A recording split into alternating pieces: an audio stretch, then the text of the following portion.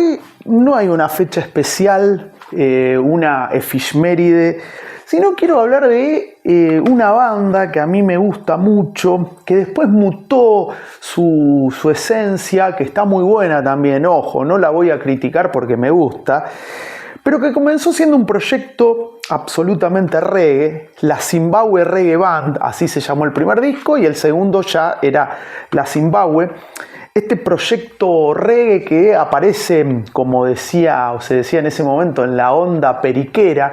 Los pericos se estaban pegando mucho. En el año 88 ya habían sacado el primer disco, el que tenía el Ritual de la Banana, se venía el segundo, Fronteras en América, y en ese momento, 87-88, en la Argentina se vivió un furor reggae ska como nunca más se vivió, con los pericos, la Zimbabwe, todos al Obelisco, por ahí un poquitito más, un escaloncito más abajo, la aparición por el lado ska de los Cadillacs, los Intocables, que fueron los dos faros del ska en la Argentina, los Oxidados, los Gordos Olímpicos, los Chiflados, entre otros.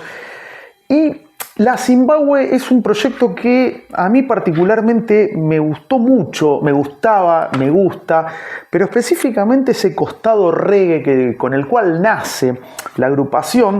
Tal vez muchos, los que son de Argentina, de Latinoamérica, harán una asociación que no es ilícita con Traición a la Mexicana, clásico de la Zimbabwe del año 95, ADN se llamaba ese disco, que lo tengo obviamente, ese CD.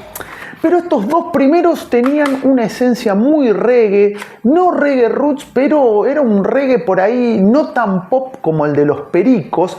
Tal vez el de los Pericos era un reggae más cercano a UB40, por citar alguna referencia.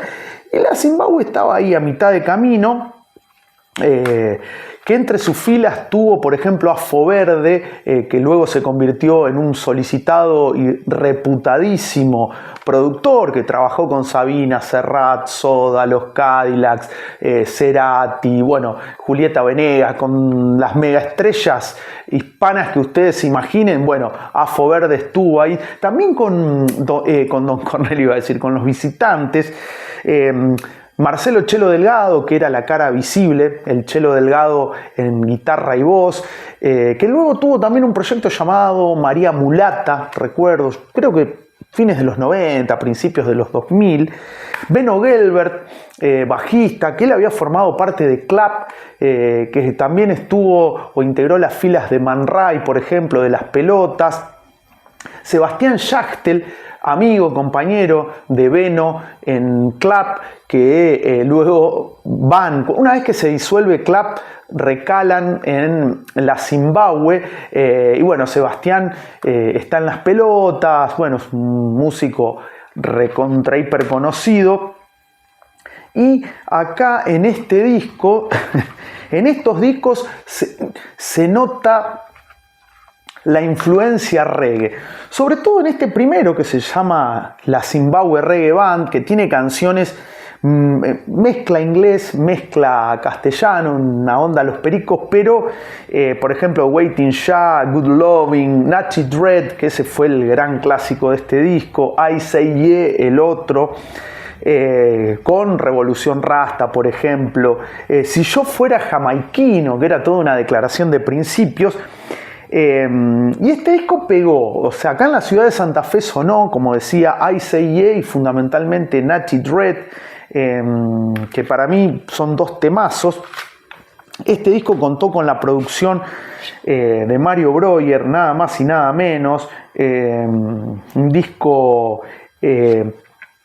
enrolado dentro de ese reggae que había surgido, que había explotado, mejor dicho, en la Argentina. Darío en batería, Chelo Delgado en guitarra y voz, Cano en bajo, Sebas Yachtel en teclados, Beno Gelbert en percusión, teclados y guitarra rítmica en Hombre Libre, Afo Verde en guitarra líder y coros en Hombre Libre, Alice en coros y Virginia en coros, que bueno, también tenían una sección femenina de coros. Y bueno, invitados el Gonzo de los Twist en saxo solo y Mavi Díaz, nada más y nada menos, la frontwoman de Viuda Hijas de Rock and Roll en coros, y una sección de vientos en las que estaba, por ejemplo, Sebastián John, Marcelo Bebe Ferreira. Bueno, un disco que tuvo la producción artística primero de Mario Breuer y la Zimbabue. Acá los muestro, que fue editado en CD en el año 96. Estos dos discos, yo siempre cuento porque me gusta contar y me acuerdo, los conseguí como varios, como el de Clap, por ejemplo, en la inauguración de lo que fue Walmart en Santa Fe, hoy tiene otro nombre, en la ciudad de Santa Fe, en el paraje El Pozo. Y ahí aparecieron CDs como el de Clap, como creo que el de Alfonso se entrega.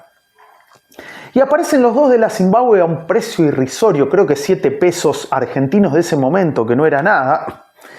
Y obviamente acá están en mi colección ambos. Este sale en el 88 y Caminando en el Fuego en el 89. Ya Caminando en el Fuego muestra la Zimbabue con letras en castellano y siendo la Zimbabue directamente, ingeniero de mezcla y producción de sonido el gran Mario Breuer. Esta reedición fue del año 95. Me gusta mucho la tapa que tiene este disco, y además tuvieron su rotación en Rock and Pop. Acá, por ejemplo, está en la contratapa de esta edición de Rock and Pop, que salió en febrero de 1989. Habían sido elegidos para ser los teloneros de UB40 en su primera presentación al país, cuando UB40 pega fuerte en la Argentina. Es en el año 88, fundamentalmente con el clásico, que ellos hicieron clásicos de Neil Diamond, Red Red Wine, que la mejor versión obviamente es la de UB40. Y se da justo en ese marco de explosión del reggae con los Pericos en la cresta de la ola. Bueno, la Zimbabwe Reggae Band, la banda telonera, viernes 17 de marzo en el Estadio de Vélez, 21 horas. Fíjense, en la Argentina la moneda en ese momento era el austral, y lo auspiciaba una marca de cigarrillos.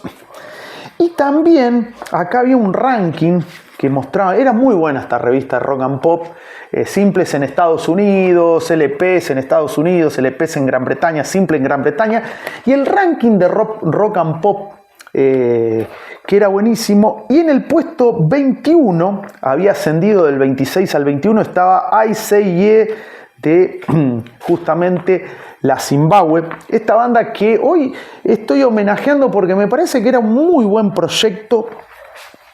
Y que tal vez muchos se quedaron con la Zimbabue de mediados de los 90 y tal vez no recuerdan la Zimbabue a fines de los 80, que toma el nombre, que era algo también muy común, tomar nombres de países africanos, en este caso del sudeste africano.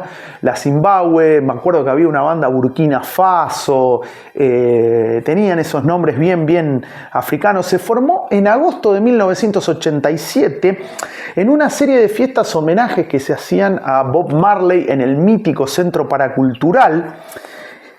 Y ahí el ideólogo de todos, Marcelo Chelo Delgado, que no es el exjugador de Boca, claro, él tenía una banda llamada Fondue. Era joven, pibe, y contaba Beno Gelbert en una entrevista que le hicieron en la agencia Paco Urondo, que una vez se les acercó a Sebastián Schachtel y a Beno Gelbert y los ubicó de Clap, de esta primera banda que tuvieron, que ya hizo un especial por los 40 años de su primer disco, y les dijo que tenía un proyecto reggae, que estaría bueno que se acerquen. El primero que se acerca es Beno Gelbert, le gustó y lo llama a su amigo Sebastián Schachtel y se termina de integrar a la Zimbabue, que es una banda que tuvo momentos importantes. O sea, su manager era Poppy Manzanedo, que era el manager de los Cadillacs en el momento en que explotan los fabulosos Cadillacs. Consiguen este contrato con RCA porque los publica la multinacional. Coincide con un momento muy espeso y muy complicado de la Argentina. Ya se avisoraba la hiperinflación. El año 88 fue un año en donde hubo placas muy oscuras del rock argentino, como el primero de Todos tus muertos, Patria o Muerte, de Don Cornelio, que es un discazo. sale Somos Nosotros, el segundo disco de los Casanovas.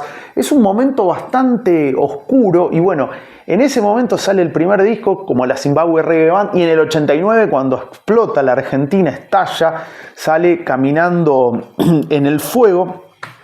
Este segundo disco, me encanta la tapa, bien ochentosa, aparece la de Tubi 3 y Tubi 4, una golosina muy popular en la Argentina a mediados de la década del 80, seguramente quienes tengan más de 40 se acordarán. Y como decía, se separan en 1990, en una época en donde ya estaba en declive el rock argentino. ¿Por qué? Por la situación socioeconómica, obviamente. Bueno, participaron de los encuentros del Día de la Primavera, en este caso en el Festival San Isidro Primavera Rock en el año 1988, un evento más que importante, pero fundamentalmente participan de un evento multitudinario que se lleva a cabo el 27 de diciembre de 1988, el famoso festival 3 días por la democracia, que se llevó a cabo en la avenida 9 de Julio, a la altura de la avenida Libertador, en la ciudad autónoma de Buenos Aires. Más de 150.000 personas tocaron Man Ray, la KGB, Ratones Paranoicos, Intocables, Enanitos Verdes, Baglietto, Fito, Los Paralamas, el Flaco Spinetta, La Torre y Soda Stereo, que cerró. Y ahí justamente también participó la Zimbabwe. La Zimbabwe Reggae Band, que estaba con este disco. Y también aprovecho a mostrar esta rock and pop destartalada que ya la mostré un par de veces por Juanse, por Todos Tus Muertos. Y Beno Gelbert decía: muchos creen que la Zimbabwe nació de la mente de un productor y fue de otra manera. Lo que pasa es que después fuimos golpeados por la ola periquera, por los pericos, el boom pericos, que en algunas cosas fue positiva y en la mayoría nos hizo arrastrar un karma y dificulta que se reconozca el laburo que se hizo. Creo que la marea ya bajó y se están decantando grupos de reggae y ska, pero igual se armó un desprestigio que nos jodió bastante. Esta referencia de Beno hace justamente alusión a que el fenómeno Pericos es como que puso muy alto, muy en alto el reggae en la Argentina como nunca había pasado hasta ese momento. Y los sellos estaban desesperados buscando al próximo Perico. Y eso hizo que aparecieran bandas genuinas como la Zimbabwe y otras que querían aprovechar el momento.